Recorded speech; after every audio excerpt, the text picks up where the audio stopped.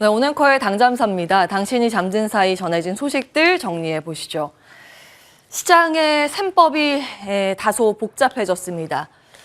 미국의 10년물 국채금리가 전일 급등하면서 3% 코앞까지 올라섰죠. 이 급등세는 성장주에게는 그야말로 최근 공포 그 자체로 여겨졌습니다.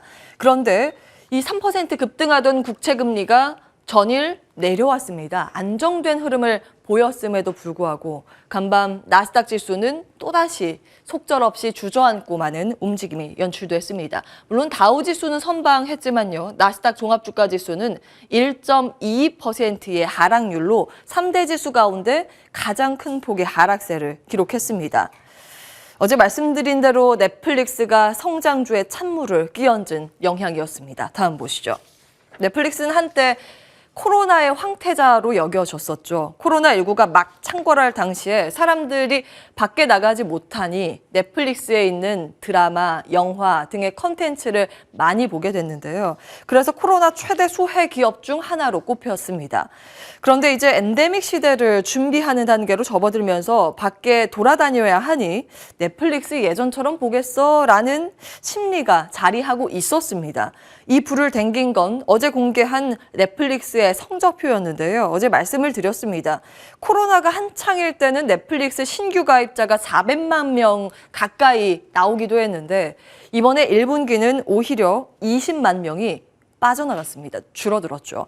표면적인 이유는 러시아 시장 철수라고는 하지만 주가 보시죠. 넷플릭스의 주가인데요. 간밤 폭락하면서 35% 급락하면서 이 주가는 코로나 이전을 넘어서 3년 전 수준으로 회귀했습니다. 이러한 소비 패턴 변화로 인해서 우려감이 자리했다라는 것을 보는 게 더욱 설득력 있어 보입니다. 다음 보시죠. 미국뿐만이 아니죠. 어제 넷플릭스 때문에 우리 시장에서도 컨텐츠 관련주들이 크게 떨어졌습니다. 일단 미증시에서 OTT 서비스의 하락률 기록을 해봤고요. 중국의 로쿠 같은 경우에는 6%, 워너브라더스도 6%대의 하락률을 기록했습니다. 이뿐만 아니라 또 다른 성장주들도 동반해서 급락하는 흐름을 보였습니다. 다음 보실까요?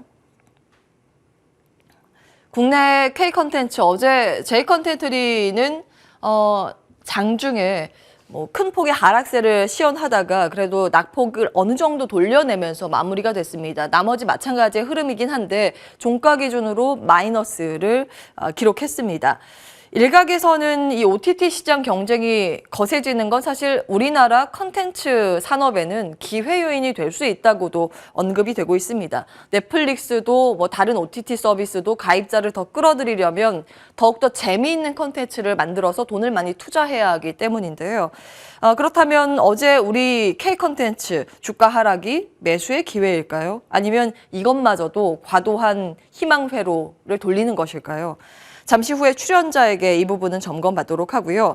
넷플릭스 때문에 테슬라도 이제 함께 하락했는데 다행히 시간 외 거래에서는 분위기가 반전되고 있습니다.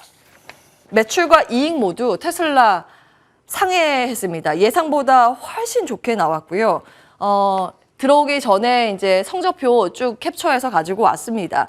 매출액 보시면 작년부터 1분기부터입니다. 분기마다 크게 뛰었던 것을 확인하실 수가 있는데 이번에 발표한 1분기 실적 놀라웠고요. 그 전년 같은 기간보다 무려 매출액은 80% 이상 성장했습니다. 영업이익 측면도 굉장히 좋고 지금 마진율 나와 있습니다만 마진율이 정말 무섭습니다. 이게 제조업체인가 아니면 소프트웨어 기업인가 싶을 정도의 상승세고 19.2%의 영업 마진율 나오고 있습니다. 그리고 미국은 이 EPS를 보다 중시하죠. 주당 순이익인데 가장 아래 보시면 EPS도 거의 퀀텀 점프 하다시피 상승세를 시연을 했고 이번에 1분기 주당 3달러 22센트 순이익 기록했습니다. 그 연율 기준으로 봤을 때는요, 246%나 성장했습니다.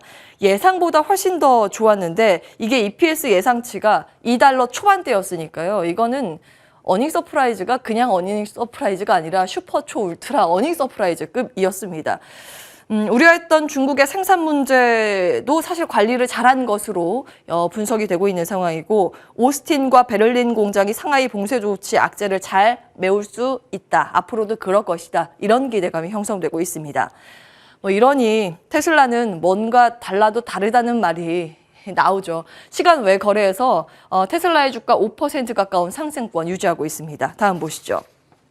물론 테슬라의 주가 측면으로는 좋다고만 할 수 없는 부분이요. 일론 머스크가 지금 트위터를 인수하기 위해서 자금 조달 측면으로 테슬라의 주가를 팔거나 그 테슬라의 주가를 담보로 주식 대여에 나설 수 있다라는 그 우려감, 하나의 변수는 존재합니다. 그래서 투자자분들께서는 특히 테슬라를 보유하고 계신 분들은 펀더멘탈 외적인 부분은 꼼꼼히 체크해 보셔야겠습니다.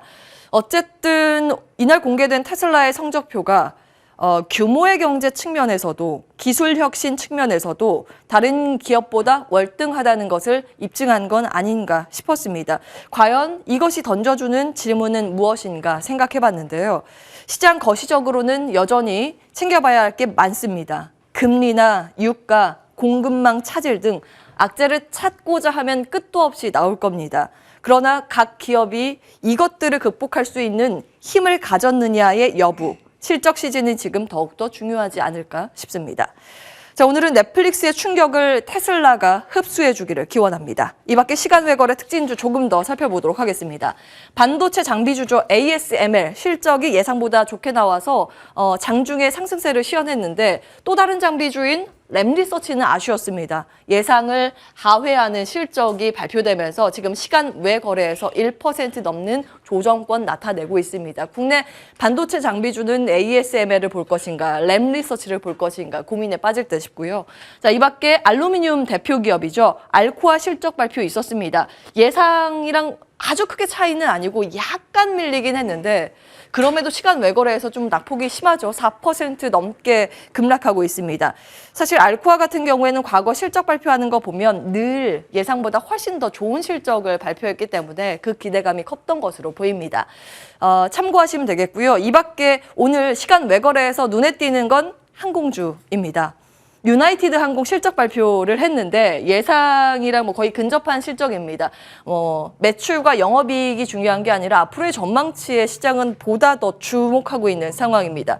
특히 매출액 같은 경우 그 전년 같은 기간보다 135% 회복세가 나타났고 2분기부터는 흑자 전환도 가능하다는 코멘트가 올라오고 있습니다. 연율 기준으로 유나이티드 항공은 턴어라운드 가능할 거라는 분석 속에서 지금 시간 외 거래에서 7.5% 급등하고 있습니다. 그러자 다른 항공주가 손잡고 올라가는 모습이고요. 묵직한 델타 항공도 현재 2.5%의 상승권 유지하고 있습니다. 넷플릭스의 급락과 항공기업 실적의 개선, 오늘 미증시를 한 줄로 정리하면 언택트의 퇴장과 컨택트의 복귀가 아닐까 싶습니다. 다음 보시죠. 간밤 원전 이슈가 많이 거론됐습니다. 유럽에서 사실 시작됐는데 미증시에서도 주가 반응이 있었고 국내 기사도 올라와서 정리하고자 합니다. 먼저 독일이 러시아산 원유 수입 금지 조치를 발표했죠. 그리고 EU도 현재 초안을 마련하고 있다고 전해지고 있고요.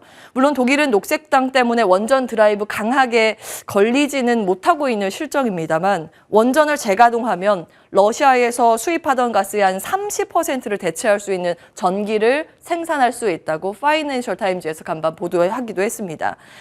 미국 우라늄 테마주들이 일단 힘을 받아서 간밤 오르는 모습이었고요. 7% 이상 급등한 종목도 눈에 띕니다. 그리고 원전 이슈를 볼 때 기준으로 삼을 만하다라고 과거에 당잠사의 전신이라고 할 수 있는 관전 포인트에서 몇 번 소개해드린 ETF입니다. 글로벌 우라늄 ETF인데 최근 좀 조정을 받다가 다시 한번 고개를 들면서 전고점 테스트에 들어갔다라는 점 눈에 띕니다. 간밤 상승률은 3% 이상의 플러스권 연출했습니다. 국내 원전 이슈도 어제 오늘 기사가 좀 나오고 있는 상황입니다. 확정 보도는 아닌 만큼 시장 상황은 예의주시하셔야겠습니다. 다음 보시죠. 담배 이슈 마지막으로 정리해 보겠습니다. 미국에서 필립 모리스의 흐름이 최근 좋아서 담배에 대해서 리뷰를 하려고 몇 번 준비하다가 시간이 부족해서 당잠사에서 못 짚어드리긴 했는데요. 오늘 보겠습니다. 2월 18일입니다. 잘못 나왔네요. 2월 18일 당잠사 내용 그대로 좀 가지고 왔고요. 그때 핵합의와 연결고리를 찾았습니다. 지금은 핵합의에 대해서 좀 지지부진하지만 전자담배 시장 성장 보고서가 계속 올라와서 다시 한번 좀 체크해 볼까 합니다. 그때 언급해드린 종목들 모두 그때보다 다 올라와 있긴 한데 특히 이렌텍이 신고가 돌파하는 흐름 요즘 나와서 차트 가지고 왔습니다. 올해 들어서만 90% 가까이 급등을 하는 상황이고요. 전일 종가 나와 있습니다. 다음 보시죠. KTNG의 전자기기를 납품하는 회사로 이해하시면 되겠고요. 산업기사 업데이트 하겠습니다. 지금 KTNG가 전자담배 외연 확장에 나선다는 기사가 올라오고 있습니다. 해외 시장 공략에 박차를 가하고 있다는 보도가 나오고 있고요. 지금 이 차트 그래프는 대신증권의 EM텍 보고서의 내용 발췌를 해서 가지고 왔습니다. 시장 성장과 함께 그 기업의 침투율이 같이 올라갈 것이라고 대신증권에선 봤습니다. 앞서 보신 이렌텍과 여기에 언급되고 있는 EM텍 모두 최종 납품처인 KTNG보다 주가의 탄력도가 가볍고 요즘 더 좋다라는 점 참고해 보실 필요가 있겠고요. 실적 기대 보고서가 나오고 있다는 점 참고 정도만 하시면 되겠습니다. 온앵커의 당잠사였습니다.